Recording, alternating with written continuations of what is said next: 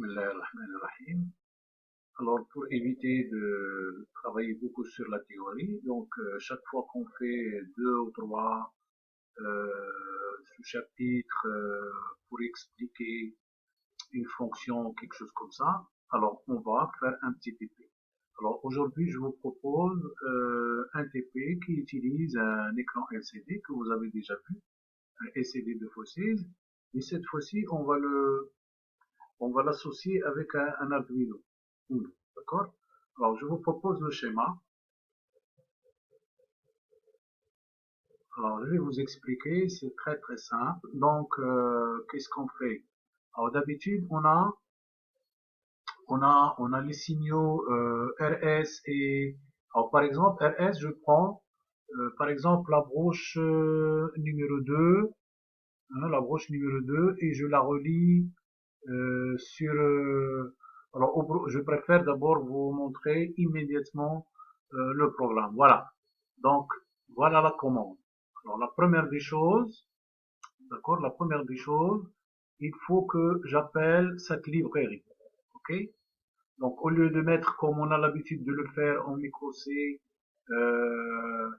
les seedings avec les seedings qui montrent l'utilisation des broches RS, Enable, etc. Alors là, on appelle une librairie qui s'appelle Liquid Crystal.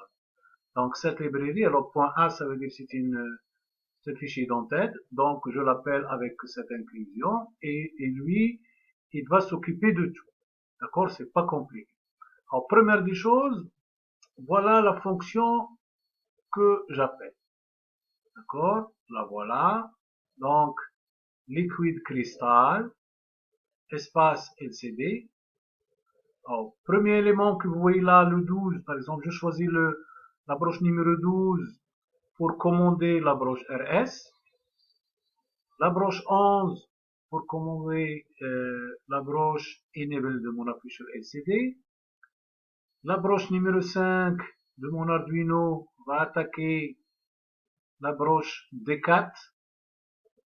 Et bien sûr, la broche 4 de mon Arduino va attaquer évidemment la broche D3 et ainsi de suite. Et la broche 3 de mon Arduino va attaquer la broche D2.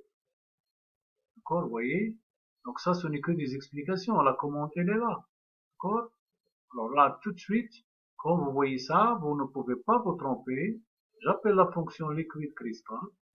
Donc RS, enable, D4, D3, T2, T1.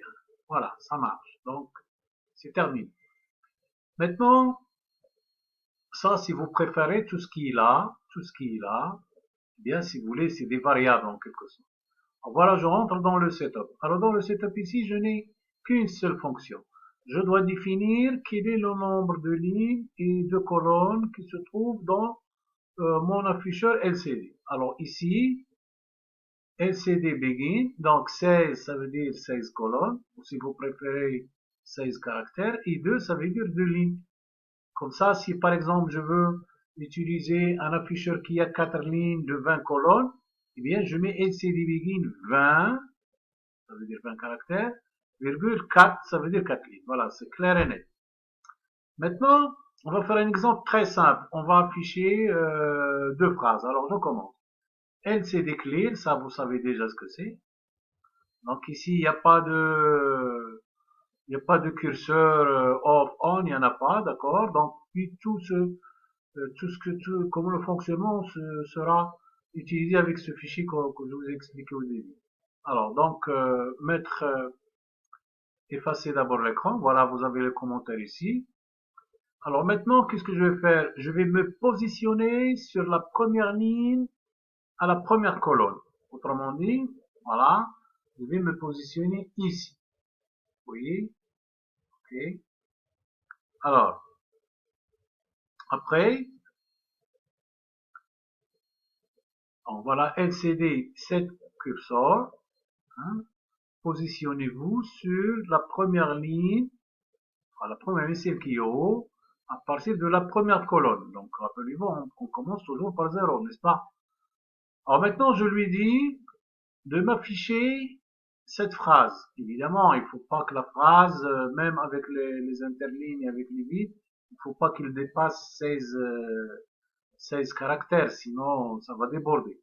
Donc LCD print, hello, virgule, CMS A2, d'accord? Voilà, donc ce texte sera affiché où? Sur là où je me suis positionné, donc sur la première ligne, première colonne. Et puis je lui dis, afficher ça pendant une demi-seconde, puis effacer l'écran. Donc, il affiche la phrase hello, il la laisse afficher pendant 500 millisecondes, puis il efface l'écran. Ok? Après, je lui dis cette fois-ci de passer à la deuxième ligne. Regardez, le chiffre là, le 0 qui était là, maintenant c'est 1. Donc, le chiffre qui est à droite de la virgule, c'est les lignes, d'accord? Donc ça, c'est la première ligne, puisque je commence par 0. Et ça, c'est la deuxième ligne. Donc cette commande me positionne sur la deuxième ligne à partir de la première colonne. Et qu'est-ce que je lui dis? Imprimez-moi cette deuxième phrase. Donc cette phrase, cours info indus, sera sur la deuxième ligne. Puis, je lui dis de la laisser afficher pendant une demi-seconde. Et comme c'est une loupe, ben, il va repartir de nouveau, il va effacer la deuxième ligne, il va se positionner sur la première ligne, afficher cette phrase, puis l'effacer une demi-seconde, puis l'effacer, puis la deuxième. Donc, nous aurons l'affichage de la première ligne une demi-seconde, puis l'extinction, l'affichage de la phrase de la deuxième ligne une demi-seconde, puis extinction, et ainsi de suite. D'accord? Alors voilà, donc après avoir écrit, alors je vous rappelle une chose, vous n'avez même pas besoin cette fois-ci de brancher un Arduino. D'accord? Donc si vous comprenez, vous pouvez le télécharger, vous avez, bien sûr, je vous ai donné les fichiers nécessaires pour mettre Arduino dans Isis, donc vous avez tout ce qu'il faut pour faire votre travail. Ok? Les TP, quand vous arrivez après le confinement, je vous donne les cartes et vous pouvez faire autant de TP que vous voulez. Ok? Bon, voilà. Donc, une fois que donc je vous ai montré, alors je le fais encore une fois. Alors, je clique ici pour compiler. Évidemment, maintenant, je vais pas flasher, mais je vais récupérer le fichier compilé. Et je vous ai déjà, voilà, la compilation est terminée. Je vous ai déjà montré que pour faire ça, vous allez au fichier, vous mettez préférences. Une fois cette page s'ouvre, au début, ce bouton n'est pas actionné, c'est comme ça. Alors, vous l'actionnez, comme ça, vous aurez à la fois la compilation et le téléversement. D'accord? Ça veut dire que vous pouvez à la fois faire des essais avec ISIS et à la fois la réalité, c'est-à-dire flasher votre mémoire. Voilà ça, je l'ai déjà fait, je le répète quand même. Alors, une fois la compilation terminée, comme on a l'habitude de faire, eh bien, je me déplace comme ça un peu et je vais chercher le fichier avec l'extension .exe. Ok? Alors, le voilà. Donc, je vais le sélectionner avec la souris en faisant attention parce que ça peut glisser. Alors, je vous ai déjà montré, donc ne craignez rien. Alors, j'essaie de... Voilà, j'ai un problème dans ma souris comme d'habitude. Hein. Pas de chance. Alors, je reprends. Bon. Alors,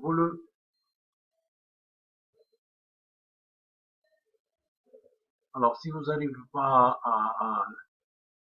à le sélectionner, il y a une méthode. Donc, vous cliquez au début, comme ça, juste comme ça, le premier. Vous appuyez sur Shift et avec la flèche droite, vous faites comme ça. Et vous commencez à sélectionner, comme je le fais avec mon doigt. Ça, c'est une bonne méthode aussi, si votre souris ne marche pas. Et puis, CTRL-C. Et voilà. Donc, maintenant, je peux le placer ici. Voilà. Donc, j'efface le dernier fichier et je le colle. CTRL-V. Et voilà. Donc, je vais essayer. Voilà. Donc, il affiche bien. Hello CMSA2 pendant une demi-seconde. Puis, il l'éteint. Puis, il affiche la deuxième phrase pour info. Alors, pour être sûr que ça marche, donc j'arrête et je reviens à mon fichier et je vais augmenter quand même un peu le temps. Alors, je vais mettre par exemple 2 secondes ici et par exemple 2 secondes ici. Voilà, donc je vais de nouveau compiler.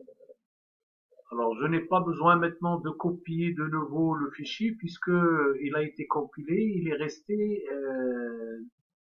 dans sa même localité, c'est-à-dire dans l'endroit où il était. Donc, alors je vais relancer et voir ce que je viens de vous dire, ça marche. Voilà, ça reste donc 2 secondes, ok.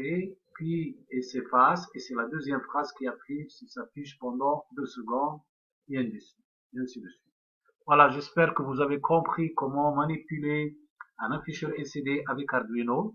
Vous avez vu que la commande est très facile. Vous pouvez faire le TP sans problème. Alors, merci de votre attention et à la prochaine vidéo, Inch'Allah.